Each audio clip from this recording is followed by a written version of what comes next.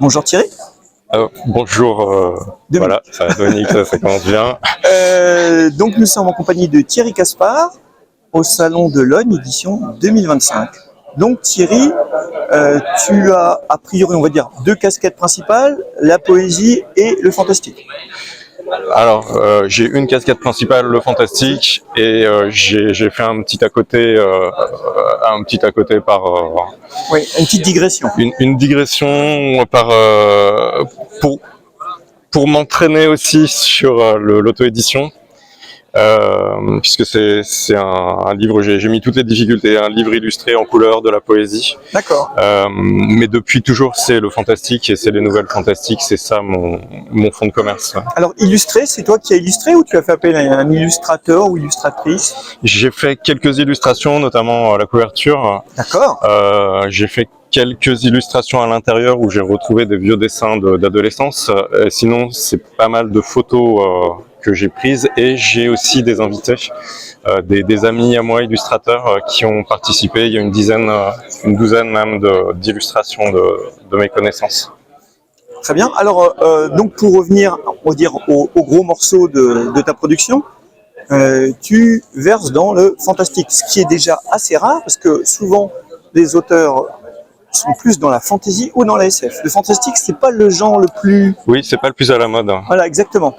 Alors moi, j'aime ça depuis que je suis tout petit. J'adorais Temps X et il y avait une série qui s'appelle La Quatrième Dimension, Oui, Twilight Zone. de Rod Serling. J'étais très très fan. Je pense que ça m'a un peu orienté et j'aime beaucoup ce mélange du surnaturel qui survient dans la vie courante et avec des petits rebondissements et une petite morale à la fin. D'accord. Quelque chose à en tirer. J'aime bien les histoires qui ont un sens.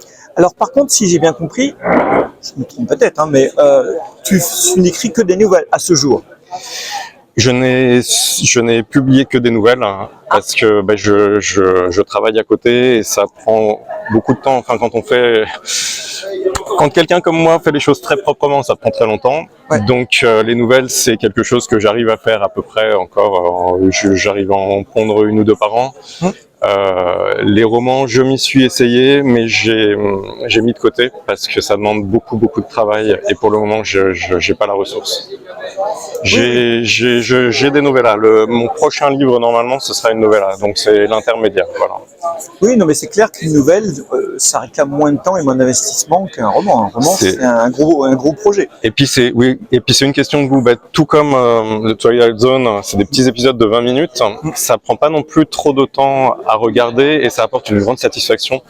Et les nouvelles, pour moi, c'est pareil, c'est du condensé et c'est plus efficace. Donc c'est aussi ce que j'aime partager. Alors, on va commencer par quoi? Par ton recueil Rééquilibrage? D'accord. Alors, donc, il s'appelle Rééquilibrage. Oui. Et que contient-il? Eh bien, des nouvelles qui vont tourner autour du thème du rééquilibrage. Dans l'acceptation du terme, j'imagine. Oui. Alors d'où la couverture. Que dire le fil conducteur avec un personnage qu'on retrouve sur 3 histoires. C'est une personne qui d'un seul coup ne comprend plus certains mots et du coup il va devoir se passer un rééquilibrage et voilà, j'en dis pas plus parce que c'est pas très passionnant là dit comme ça. Alors, et tu as aussi sorti un petit livre avec ta compagne Carole. Oui, qui s'appelle Ronde Ardente. Voilà, on a écrit une nouvelle. Alors ça tire un peu plus vers la. C'est du fantastique, c'est un petit peu historique, c'est avec de la sorcellerie, et c'est en gros caractère. C'est une sorte de produit d'appel pour vous faire découvrir un mélange de nos 2 univers, le fantastique pour moi et puis un côté un petit peu romantique aussi pour elle, même si c'est pas de la romance qu'elle fait. Oui. Mais du sentiment. Oui, ok, d'accord. Et si j'ai bien vu, pour l'achat de 2 livres, tu offres ce... Oui, voilà, si sur les salons, on a cette offre en commun, c'est-à-dire que 2 livres entre nos 2 stands et celui-là est offert, et sinon il est à 6 €. c'est un produit d'appel. Alors, je vois aussi que tu as participé à une grosse anthologie qui s'appelle Odyssée. Oui. Alors déjà, le nom m'interpelle parce que c'est le prénom de ma fille. Ah oui, c'est original. Et donc, vas-y, dis-nous-en un peu plus, l'Odyssée. Déjà, c'est quoi le thème de... Alors le thème donc c'est les éditions Moulin qui ont lancé un appel à texte sur thématique. Et le thème c'était l'Odyssée. Alors dans le sens large aussi. Oui. Donc là on retrouve CSFFF. Il y a des nouvelles, quelques nouvelles fantastiques, il y a des nouvelles de fantasy et des nouvelles de science-fiction. C'est très varié. Et voilà, la mienne c'est exceptionnellement une nouvelle de fantasy pour le coup. D'accord, voilà, là t'es pas dans le fantastique. On est dans l'aventure, mais avec toujours la touche que j'aime bien. Ça a un sens, il y a un twist, il y a des surprises. Voilà. Et alors, je vois que tu as aussi Éterval, la revue de l'imaginaire. Donc, tu as publié quelque chose dedans? Oui. Alors là, donc c'est fantastique, un peu orienté polar. Donc là, la thématique d'Éterval, c'était l'ombre et la lumière. Ma nouvelle s'appelle L'ombre sans homme. Et c'est l'histoire du nombre. Et voilà, le pourquoi, qui a perdu son homme, et le pourquoi du comment. Ça va être une histoire une enquête avec une petite vengeance. C'est très fun. Enfin, en général, j'essaye de faire du fun dans mes histoires. Et c'est pareil, il y a un sens, il y a une chute, tout ce qu'il faut pour moi dans une nouvelle. Oui, t'aimes bien les nouvelles à chute, d'où, comme dans Twilight Zone, où il y avait ce Oui, exactement. Ce qui n'est pas obligé d'ailleurs de nouvelles. Et beaucoup de nouvelles sont à chute, mais pas toujours. Pas toutes. Moi, dans ma définition, s'il n'y a pas de chute, c'est juste un morceau. Mais bon. Alors, est-ce que tu as des auteurs fétiches qui t'ont inspiré particulièrement, dont tu apprécies la lecture? Alors j'en ai, mais je vais pas les citer parce que j'aurais trop peur de me planter. Mais mes références, elles sont surtout télévisuelles, cinéma. D'accord. Du coup, pas d'auteur Jean-Frédéric Brand qui est le roi de la nouvelle hachette aussi.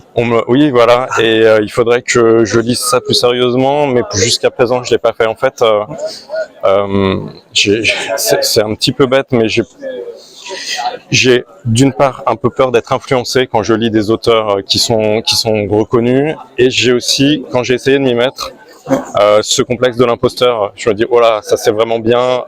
À côté de ça, ça me bloque. Du coup, c'est soit j'écris, soit je lis. Pour le moment, je suis en phase d'écriture. D'accord. Et alors, c'est quoi tes prochains projets? C'est quoi ce qui va suivre? S'il y a déjà quelque chose qui est en route, pas sûr, mais... Oui, ben j'ai cette novella qui raconte l'histoire d'un écrivain dont les rêves et surtout les cauchemars se réalisent. Et elle est déjà écrite, mais je la retravaille. J'espère la sortir pour l'année prochaine. T'as déjà un éditeur sur le sujet ou pas? Non, ça sera là. Moi, j'auto-édite. Alors là, c'est tout un débat aussi sur l'auto-édition.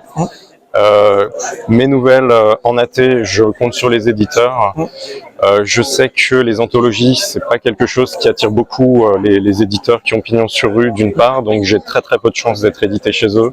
Ensuite, il y a du délai, on perd beaucoup de liberté. Là, j'ai choisi mon illustrateur, j'ai choisi mon titre. Une fois que mon travail était terminé, un mois après, le bouquin était disponible. Si je passe par un éditeur, j'en ai pour des années. Donc comme c'est maintenant que je suis prêt à aller sur les salons, j'ai choisi l'auto-édition. En plus, on a aujourd'hui des moyens qui n'existaient pas il y a 10 ans pour l'auto-édition, qui facilite vraiment beaucoup les choses. Ça demande pas un très gros investissement financier non plus. Il y a les illustrateurs, il y a ceux qui font... Nous, on a la chance avec ma femme de se relire et de se corriger, mais il y a tout un tas de services qui sont payants, mais pour sortir quelque chose de qualité. Enfin voilà, moi là j'ai fait mon choix et je me dis si vraiment ça marchait, les éditeurs après viennent. C'est ce qui se passe avec Librinova par exemple, qui est une sorte d'auto-édition qui est en même temps un vivier, et les vrais éditeurs, les éditeurs se servent dedans quand il y a un potentiel. Tu as des exemples d'auteurs Librinova que les éditeurs sont venus chercher?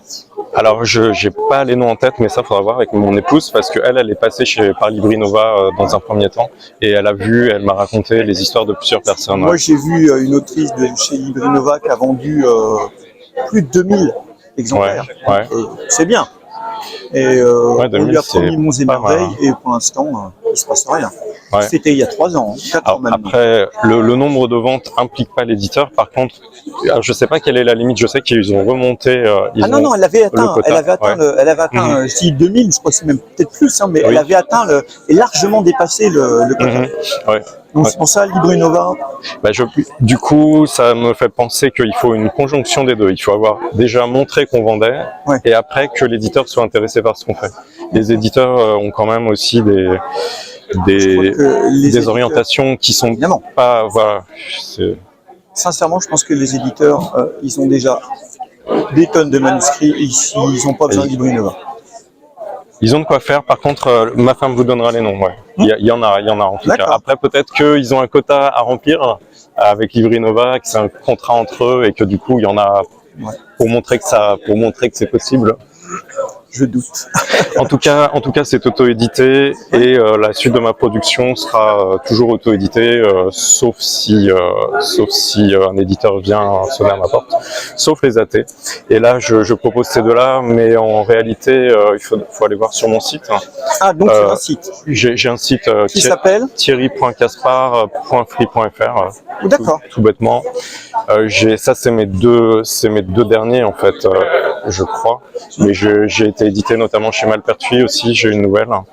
Bien, Malpertuis, surtout de fantastique. C'est une référence. Ouais, alors, je sais pas si vous savez, malheureusement, ils arrêtent l'anthologie annuelle. Oui, c'est ça, je suis au courant. Ouais. J'ai eu la chance d'être passé avant. Ma nouvelle là-bas s'appelle Le défi de Chronos par rapport à Temps impossible. Oui, d'accord. C'est une histoire, on en parlera après éventuellement. Ouais. Et puis. Je connais très bien Christophe Thiel, un des deux fondateurs. Oui, oui. C'est un ami à moi. Donc, ah oui, ouais. D'accord. Ok. On se connaît depuis 30 ans. D'accord. Ouais, le monde est petit et dans le fantastique aussi, du coup. Oui, le monde est très petit. Eh ben, écoute, merci Thierry. Et puis, merci à très aussi. bientôt. Bon salon. Merci beaucoup. Allez, à plus tard. À plus tard.